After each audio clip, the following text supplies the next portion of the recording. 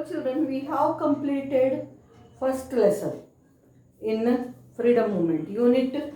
We have three lessons, I said. 15th lesson we have completed, and you came to know how the British could enter our country and how they could be able to uh, expand their empire in our country. How did they have control over the country, and what all bad things they did, and how ill treatment they gave to our people, so that people were angry with them and they revolted against them. Yesterday gave you the answer about it. What were the causes for the revolt? One, they forced the Indian farmers to grow indigo instead of food crops because they needed it for dyeing the cloth, and they forced to grow even cotton also because their country weather did not support the growth of cotton there because it was a cold country, and for growing cotton we need hot and dry climate with black clay soil. That's why it was the suitable place to grow cotton in India. What did they do? They took away cotton, raw material we call. The things which we use for producing new things, they are raw materials. And they made machine made clothes and brought to our country and sold. That's how what happened. First thing, farmers were unhappy because they can't grow the crops what they needed. And secondly, the cottage industrialists and artisans. Why? Because as they brought the machine made goods, they forced the Indians to buy them. And secondly, what handicrafts? India was very famous for handicrafts. They bought from the Indian artisans at very high rate, sorry, very cheap rate, and took them to their country, and there they sold at high prices. So in this way, gradually the artisans and the cottage industry owners became unemployed. Then they introduced so many laws to take over the rule of the kingdoms of many provinces. For example, they started doctrine of lapse, according to which they annexed the provinces who the king of the kings who did not have any heir to take over them. Then means after their death there was no son or daughter for them own, so they used to adopt their relatives child and all, that they stopped them to do. That's why Rani Lakshmi Bai revolted against the British. Then they introduced one more law called subsidiary alliance system, according to which the kings who supported them, they gave some royalty, means huge amount, and they became the rulers of these kingdoms. The kings did not have any kind of what to say powers in their hands. They were just like dummy models.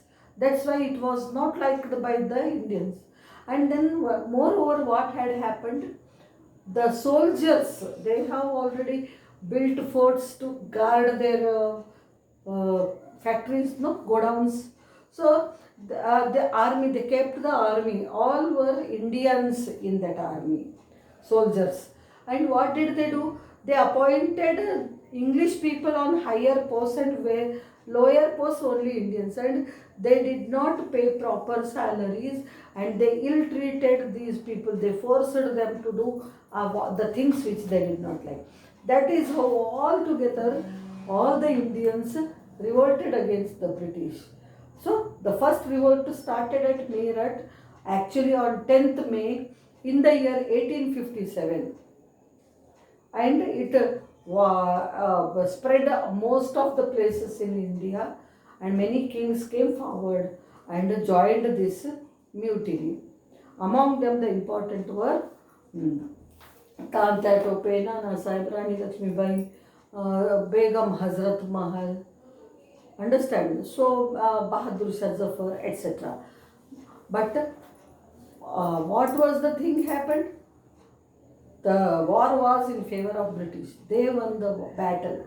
because all Indians did not join the mutiny, first thing. Second thing, they have powerful weapons in their hands, and that's how India could not win the battle. But one thing happened, they shook the foundation of British Empire in India. They became aware. Now, if you do something like this, means what will happen? Indians will not keep quiet now. They will fight for the freedom of their country. They came to know about it and they became more careful. Okay, and a kind of national feeling was developed among the Indians. This was the reason. So next lesson, what I am going to do this week, I am going to teach 16th and 17th lesson till how India got freedom. Then I am going to give you the notes and new terms afterwards. So, nation. What is nation? Nation means, what do we think? The place or a country where all the people follow same culture, they speak same language, they follow same traditions, and they follow same dressing, etc. But it is not so correct with India. India is a very vast country. It is a multilingual country. What do you mean by multilingual? Lingual means language. In India, so many hundreds of languages were spoken by the people all over India. Understand? Multiracial. They belong to so many communities in India, and they belong to so many races also. And multi-religious, and in India they follow many religions. Even then also all the people have the feeling of oneness among themselves. Understand? So this gave birth to nationalism. Nationalism means feeling for the country's welfare. It is called nationalism. When they developed this feeling after the first war of independence, that is the revolt of 1857. Understand? So, but okay, these all things were going on, but the situation in India was not so good. Not so good means how it was. People were not united, they were superstitious, they were ignorant. Ignorant means they did not make out the difference between good and bad. They were illiterate. They were lacking in education. That's why they were ignorant. And people were disunited. They were not united. They were thinking our language is great, our religion is great. This is small cold wars were going on among the people. Mostly people were superstitious. What do you mean by superstitious? Superstitious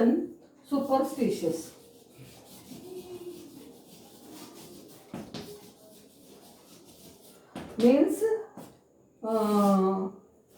believing blindly anything without knowing or thinking about it. It is called superstition. So, because of these superstitions, they could not come together, but some educated Indians thought that all people should have one common language to express their views and all should come together. That is called freedom struggle. So they started struggle for freedom. What did they do? They made the people aware of the importance of freedom. How? They came together, they started some newspapers like Bengal Gazette is the first newspaper ever printed in India.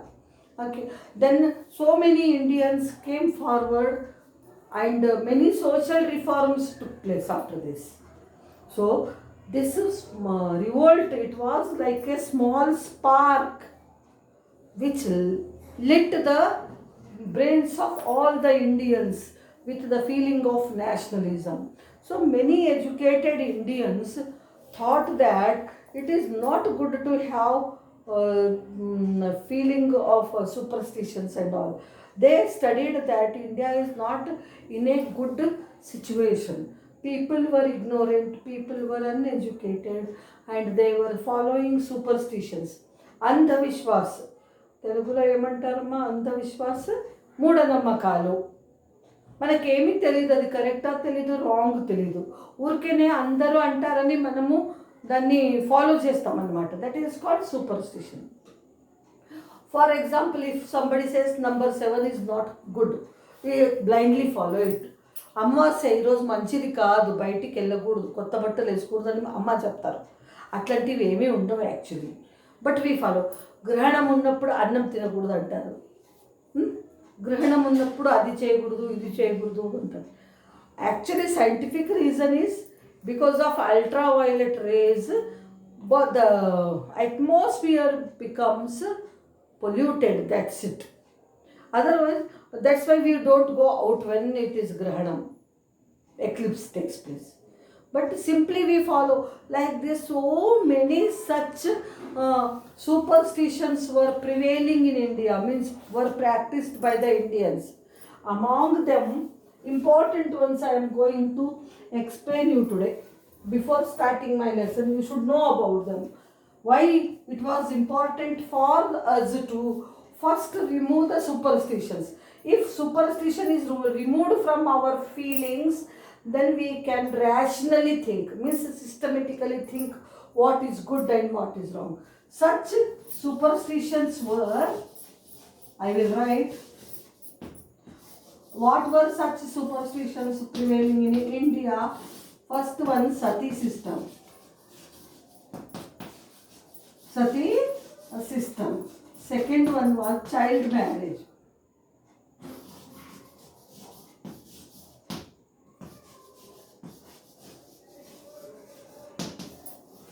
Third was prohibition of widow remarriage. Prohibition of widow remarriage. Widows remarriage. And Devadasi system, which was prevailing in mostly in Andhra Pradesh, I think. Devadasi system. And one more which I know, prohibition of girl education.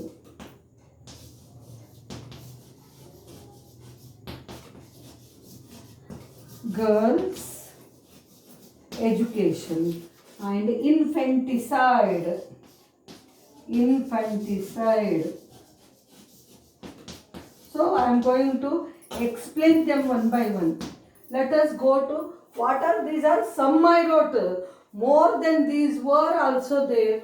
Even now also, if you go to remote village areas, you could see such superstitions still people are following. Mostly in Rajasthan, in so many remote places, Bihar, understand, tribal areas, still it is going on. So let us know first what is sati system. Sati system means, children, in those days what had happened, the man had a right to marry any number of women as their wives. For example, at any age, no age limit for them. So there used to be lot of age gap between the wife and the husband. Wife used to be a child, 10 years girl can marry 20 to 25 years old boy. See the age difference. When the girl reaches the young age, by then her husband would become old. ముసలోడు అయిపోతాడు అప్పుడు దాకా. Understand? Then what happens? He would catch one of the other diseases and he would die. And when he dies, the lady should not live. If husband dies, lady also should die along with him, entering that chita, fire in which the dead body is burnt. What they used to do, if suppose the girl is married at the age of 10, husband used to be 25-30 years old. By the time she reaches 20-25 years, he would be 60 years old. Then Of course, it is natural. He would be being old. He would catch so many diseases. In those days, no proper treatments were there, so he would die. Then what happened? When the husband dies, the lady used to be made like a bride. Understand? She would be dressed up like a bride on the day when her husband dies, and she used to be made to sit on the chita. Chita means what? The logs were arranged, in square to burn the dead body. On that chita, she should sit, and on her lap, the dead body was put, and they set fire to that chita. Okay, then alive she was burnt. This was not done. It is a superstition. They thought that the girl, after husband's death, she does not have any right to live.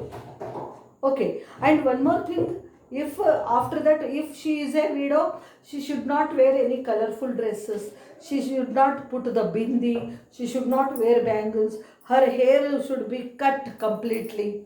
She should wear only white color sari. She should not look beautiful because she used to be young, She should. So any other person should not see her with bad sight. With that intention, she was made to be looked ugly. That was one more problem. Child marriage. So when a child takes birth, that time only they decide. ఇప్పుడు మీ అత్త కొడుకుంటాడు అనుకోండి, ఆయన ఒక 5 years 10 years అయి ఉంటాడు, అప్పుడు మీకు చెల్లెలు పుట్టి ఉంటుంది. ఆమె పుట్టినప్పుడే ఆయనతో పెళ్లి చేద్దామని మాట్లాడుకుంటారు పెద్దవాళ్ళు. అప్పుడు ఆమె ఇంకా పుట్టిన పాప వాడు 10 years అంటే ఆమె ఒక 5 years 10 years వచ్చే లోపల ఆయనకు 20 years వచ్చి ఉంటాయి. ఆయనతో అప్పుడు పెళ్లి చేసేస్తారు ఆ చిన్న పాపది. That is called child marriage. When she does not know what is marriage, why she should marriage, any idea also that girl doesn't have. That time she used to be married. That is child marriage. It is one more bad practice in the society. Prohibition of widows remarriage. If a person, man becomes widower, man loses his wife, he can marry any number of wives once again. But a girl, once her husband is dead, she does not have any right to marry. That's why what happens? She should live the life like a sannyasini, without bangles, without bindi, without flowers, without choti. All gundu they used to make in Brahmins. Understand? She should not see anybody's face. She should not eat any tasty food. All these were there. So, this is, so if anybody tried to marry, they prohibited it, stopped it. Then Devadasi system. Devadasi system ante enti telusa? In villages, in those days, proper hospitals were not there. If any child, girl falls sick, they used to do the mokku, they are offering to God.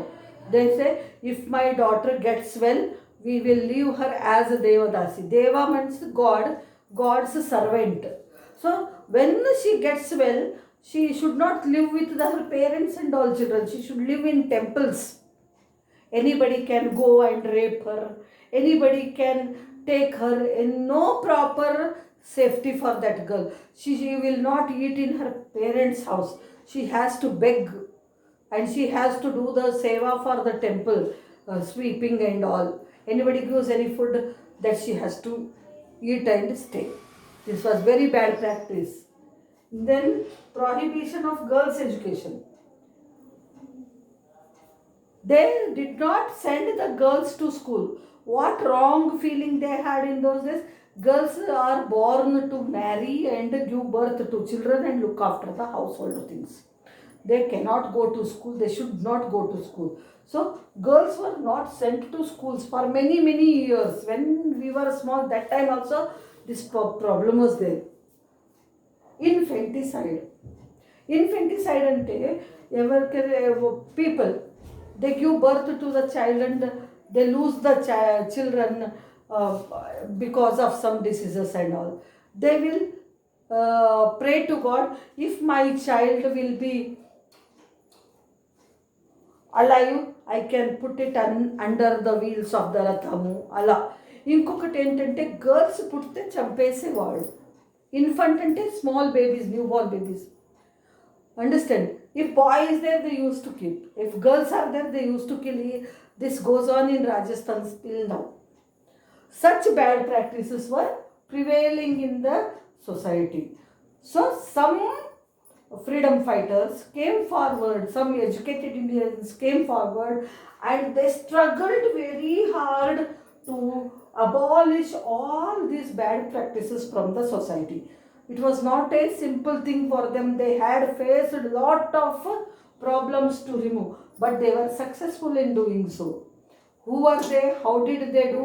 Why they wanted to do? Why they wanted to do? Because Indian society was full of superstitions. Unless people become aware of the results of these bad practices, and unless they become aware of the pains or problems with foreign rule, they cannot survive well, they thought. That's why they wanted to remove all these ill practices, bad practices from the society. Some educated Indians came forward and they were able to do it. That I am going to teach you in my next class tomorrow. Thank you, children.